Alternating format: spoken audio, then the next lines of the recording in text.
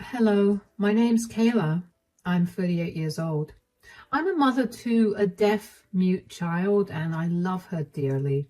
However, my mother-in-law wasn't the biggest fan of Sierra's disability, to say the least.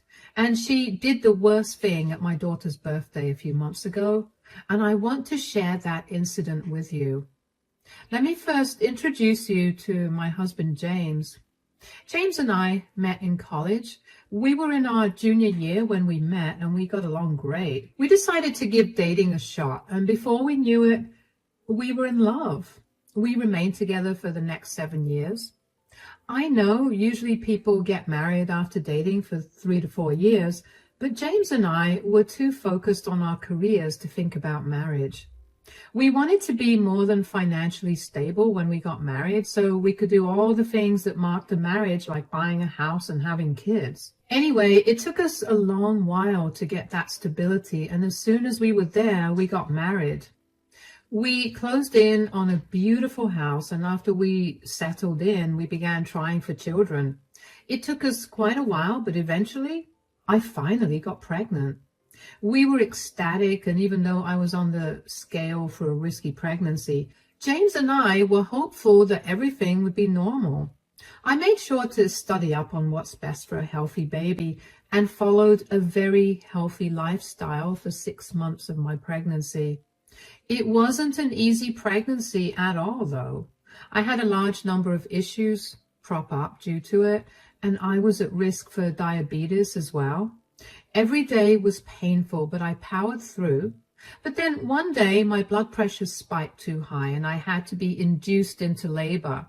If I hadn't been induced, my baby would have died, and James and I did not want that.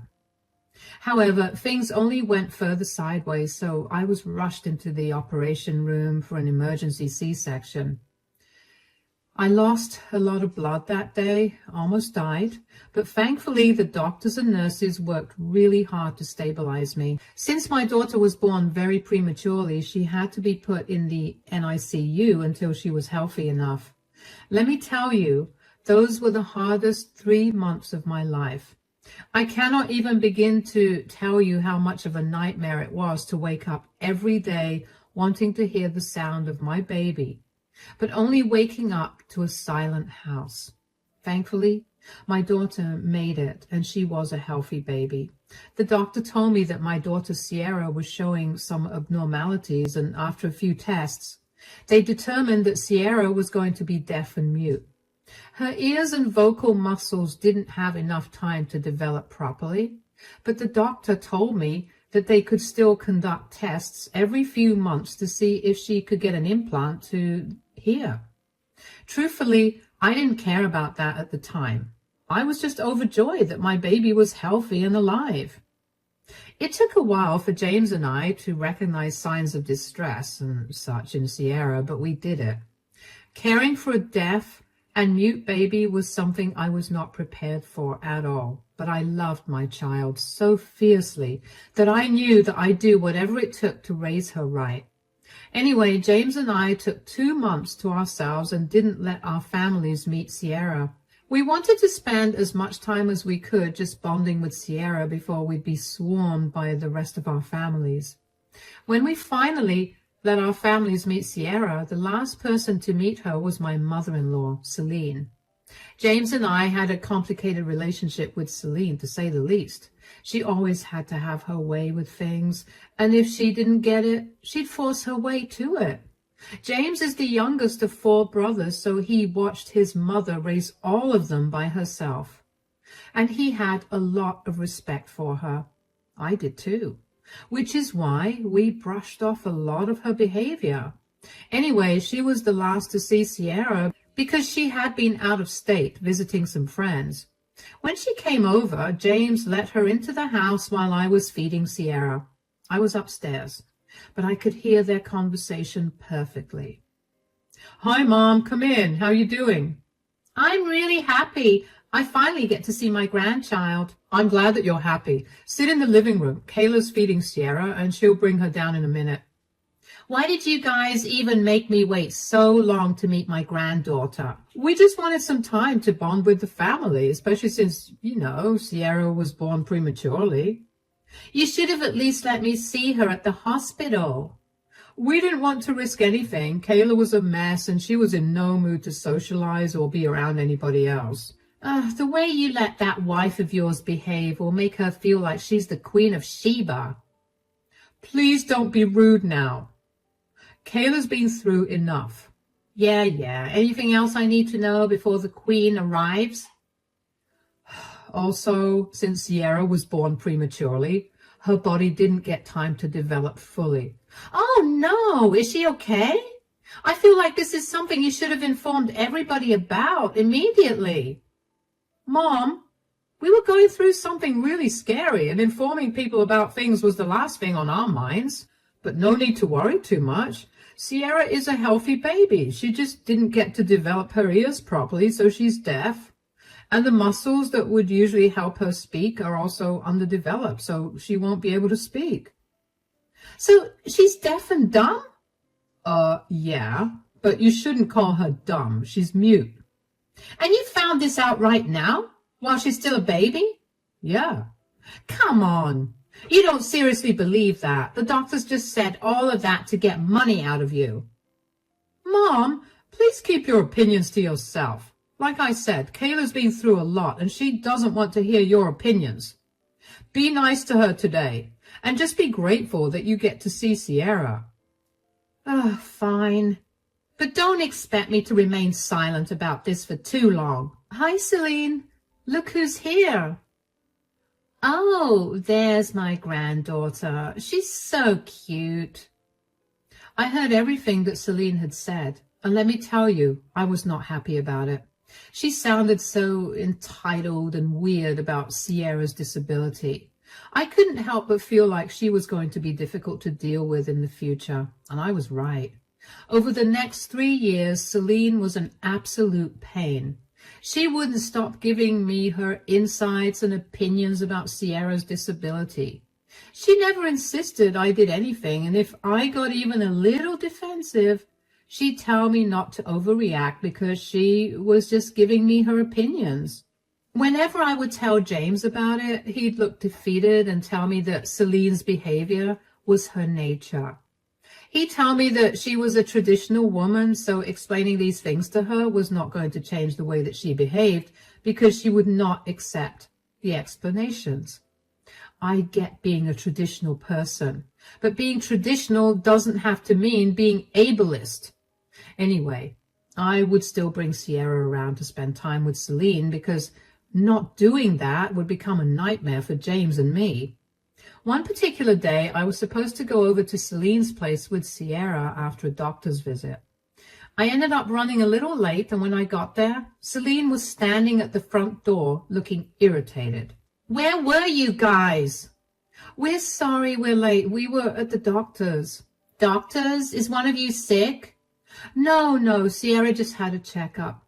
Her doctor put her on some medication to see if she'd be able to strengthen her muscles that are used to talk. He was also checking on her ears to see if there was any way for her to get an implant.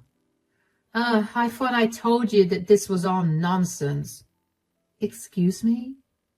Oh, so James didn't tell you. Look, Sierra is still a baby. There's no way a doctor is able to figure out that she's deaf and dumb just by looking at her. Give her body some time to develop, and then you'll see that you're worrying about nothing. Well, medicine has improved enough for doctors to be able to determine deafness in infancy itself. Sierra is very much deaf, and no amount of time is going to change that. Why are you so stuck up in your ways of thinking?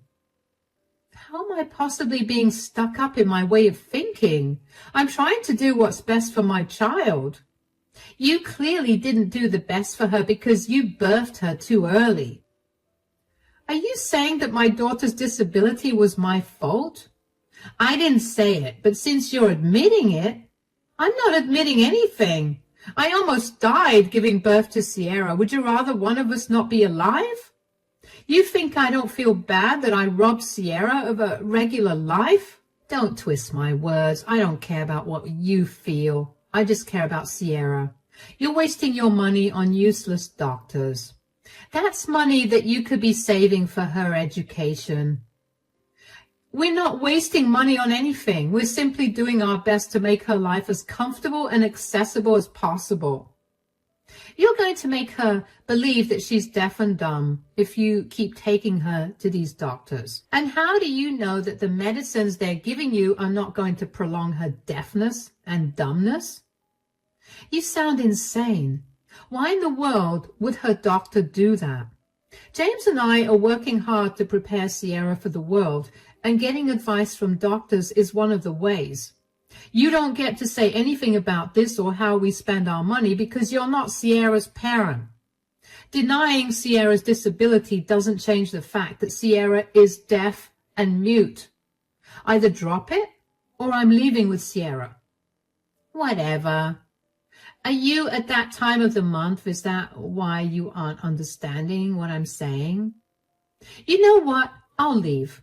I expect those words out of some old-fashioned man, not my mother-in-law. Come back. Stop being so overly emotional. You can't keep my granddaughter away from me. I practically ran back to my car after that. I was seeing red. I couldn't believe that any of those words had left Celine's mouth. That was the first time Celine told me that I was a crappy parent, not as an opinion, but as a fact that she believed.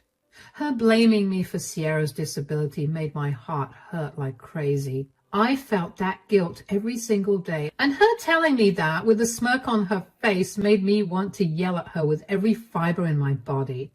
I tried to calm myself on the way back home. I knew that I needed to get James to talk to his mother whether he liked it or not. If he didn't do it, I'd take matters into my own hands and he'd have to deal with it. When I got back home, James was in the kitchen preparing dinner. I sat Sierra down in the living room in her playpen and went over to him. Hi, honey. I thought you were spending the day with my mom. Yeah, I was supposed to, but I simply couldn't. Why? Did something happen? Yeah. Your mother kept insisting that Sierra was not deaf and unable to speak. Oh, no. She told me that by visiting so many doctors, we'd actually confirm Sierra's disability. And there was something else. Also, oh yeah, she told me that we were wasting our money on doctors who were giving us medicines that were making our daughter deaf and dumb. What did you say to her? I told her that she had no right to tell us what we did with our money, and that just because she denied Sierra's disability didn't mean it didn't exist. That's good. Is that all you have to say? Your mother insulted us and our daughter, and all you have to say is, that's good? I don't know what you want me to say. You can't be serious. Do you want me to call my mother and tell her that she's wrong? You know my mother, and you know that that call will not go over well. I did what I had to do as a mother for our child. When are you going to grow a spine and tell her to back off with her opinions? Kayla, you know how my mother is. This again? Why are you always defending your ableist mother? She's constantly been giving her unnecessary input against Sierra's disability. Sure, Sierra can't understand what Celine is saying right now, but she will eventually. I know that.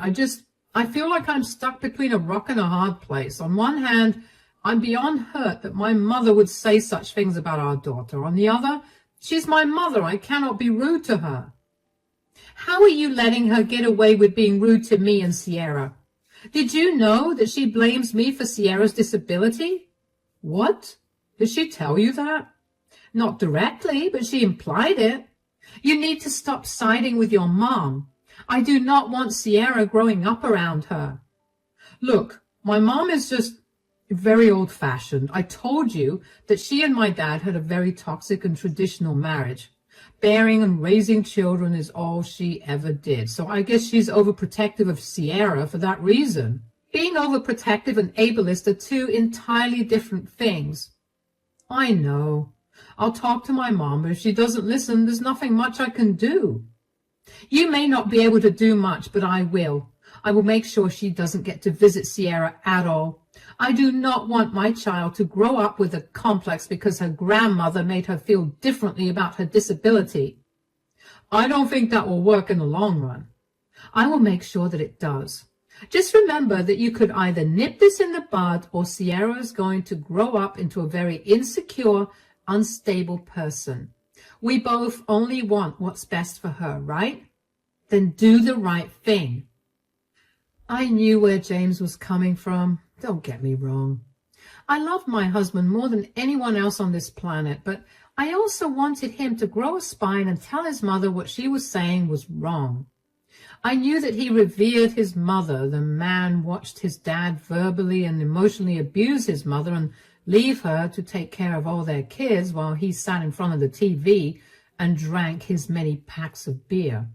I also appreciated everything Celine did to raise 4 great guys, but that did not excuse how she was so crass with Sierra. James stayed true to his word and spoke to his mother about her language, and she took his word seriously. I knew that was going to happen because she valued her kids way too much, so unless one of them spoke up, she was never going to listen to anyone else. But she only changed her behavior for a few weeks before she reverted to her ableist ideals. She kept telling me that Sierra was not deaf or mute, and she would pressure Sierra to talk every time we left alone with Sierra for just a minute. Sierra always felt so distressed around Celine, so I began to make sure that she was never left alone for even a second with Celine. James would keep talking to Celine about her behavior, and she would change only for a short while before reverting to her usual self. James never had the heart to let go of his mother, and even though I had an issue with it, I kept silent. I resorted to protecting my daughter in every way possible. This went on for years, and then when Sierra turned 10 years old, we decided to throw a big party for her. We invited family and all of Sierra's friends from school, and we held it in the late afternoon. Since the family was involved, we had to invite Celine. Thankfully, Celine was very well behaved during the party. She had James communicate with Sierra using sign language for a while, and from what I could see, Sierra seemed happy. After the party ended and everyone left, James went out to get our last present for Sierra. During that time, Sierra and I sat down to open all the presents she got. She got a lot of lovely presents, and she looked like she was over the moon until we opened Celine's present. It was the most garish set of earphones I've ever seen, with an attached mic piece along with the book titled How to Improve Your Hearing for Dummies. Sierra immediately began crying, and I was beyond mad. I tried my best to calm Sierra down, but she could not stop crying. She threw away all her presents and ran to her room. She shut her eyes so that she wouldn't be able to see me sign, and kept crying. I called James as I was trying to calm her down because I could not manage my anger either. Hi, honey, is everything okay? No, you need to do something about your mother. I've kept silent for too long, but this is it. You need to do something. What are you talking about? What did she do? Do you know what she gifted Sierra? She gave her a pair of headphones and a book titled How to Improve Your Hearing for Dummies. What? Sierra won't stop crying, and she feels really bad. You know how long it took for her to come to terms with her being different from everyone else. This is beyond disgusting on your mother's part. I agree. I can't believe she would do such a thing. Really? Because she's constantly been tormenting Sierra, and every time I tried to stand up for her, you'd come in and tell me that your mother was too stuck in her ways to realize what she was doing wrong. I know. I'm so sorry for that. I should have nipped her behavior in the bud. I can't even get Sierra to calm down, James. It's like no matter what I try to say, it's not getting through to her. She's just sitting in her room with her eyes shut, crying. I'm so sorry. You know what? I'll be home soon. I'll call Mom with you sitting next to me, and I'll give her a piece of my mind. Yeah, but before that, we need to calm Sierra down.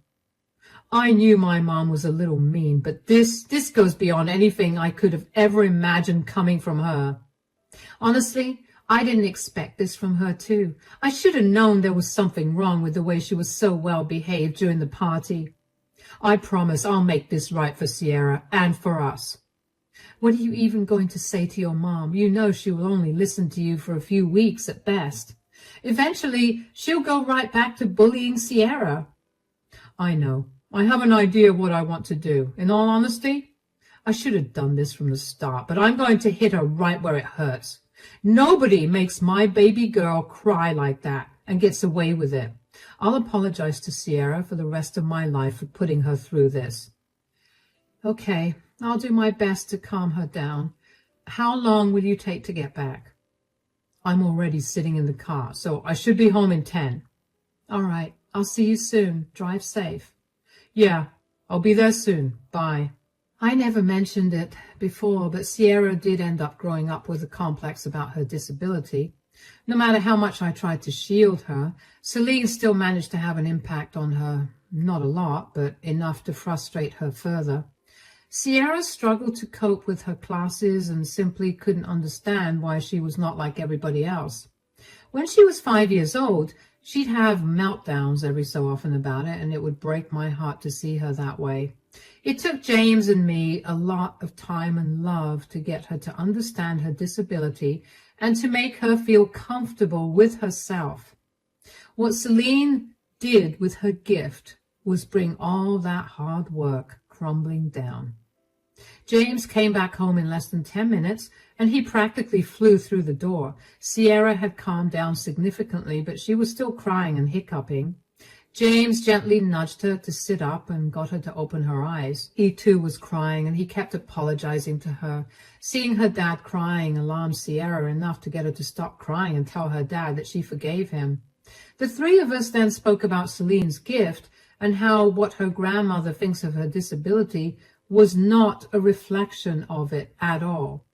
We shared a hug, and even though Sierra was still feeling down, I knew that she would be fine with some time. And then James showed her the gift he'd gone to the store to buy, the doll that she had been wanting for a long while. That cheered her up significantly, and I was glad about that. We had dinner together, and after we tucked her up in bed, James called Celine. I sat next to him and listened to the call. Hello? Hi, Mom. Are you home right now? Of course. Why? Okay, I needed to talk to you about something. Yeah? What is it? So we just opened all of Sierra's presents. Did she like my present? Are you kidding? What? I thought it would be nice. She'll finally be able to take some proper advice instead of you and Kayla constantly coddling her. You guys keep reinforcing her being deaf and dumb. That's why she can't make any improvements.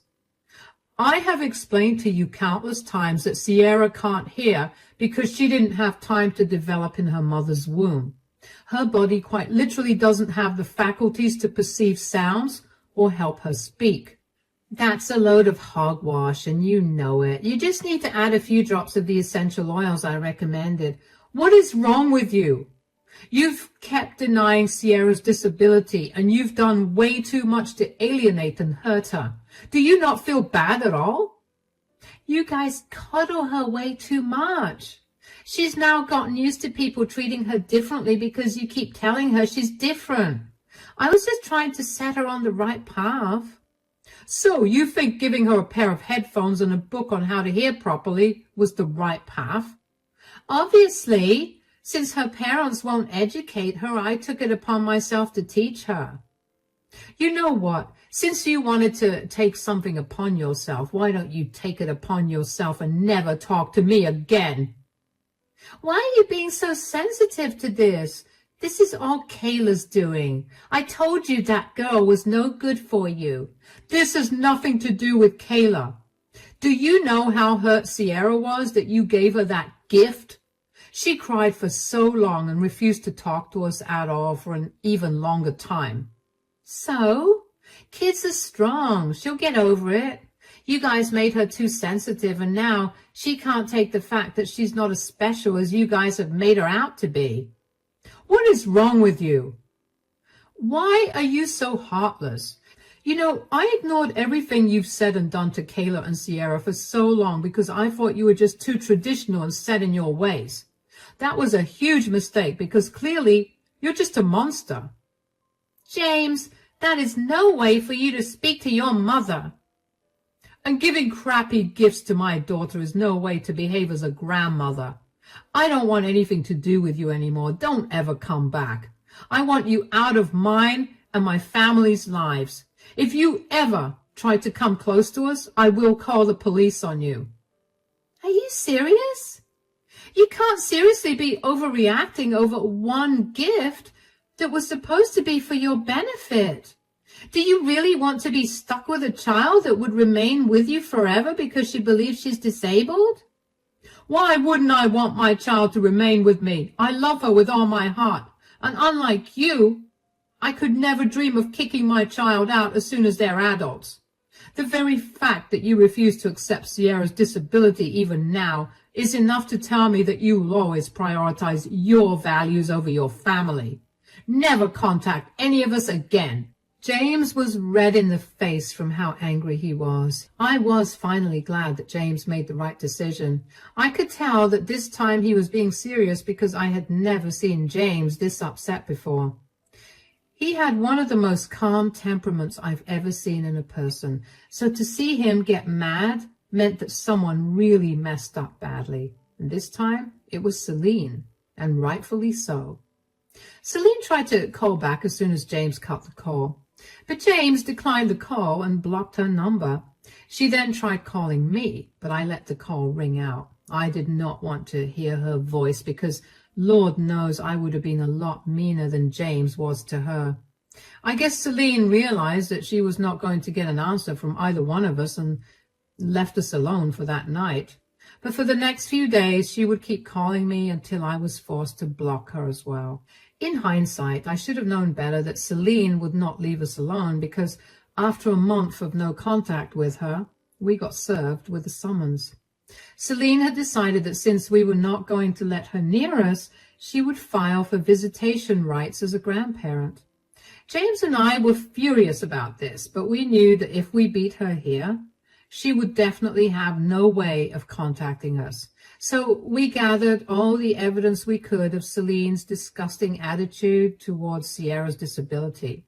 When the evidence was presented to the judge, it was decided that Celine would not get any visitation rights. Celine's face as she realized that she lost was something I couldn't help but remember because it was so funny. She looked like she'd been caught doing something she shouldn't have been doing. And honestly, that was a pretty accurate look on her face because she should not have messed with us.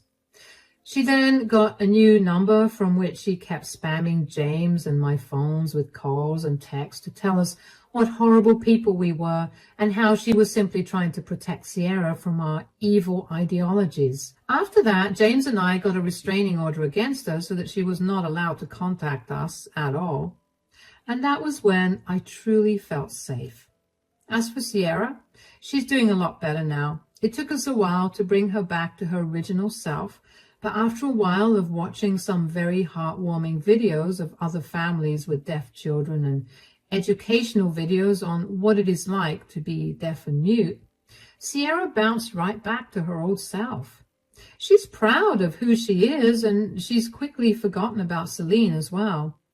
James and I are equally proud of Sierra, and we're definitely going to be a lot more careful about who we let our daughter be around.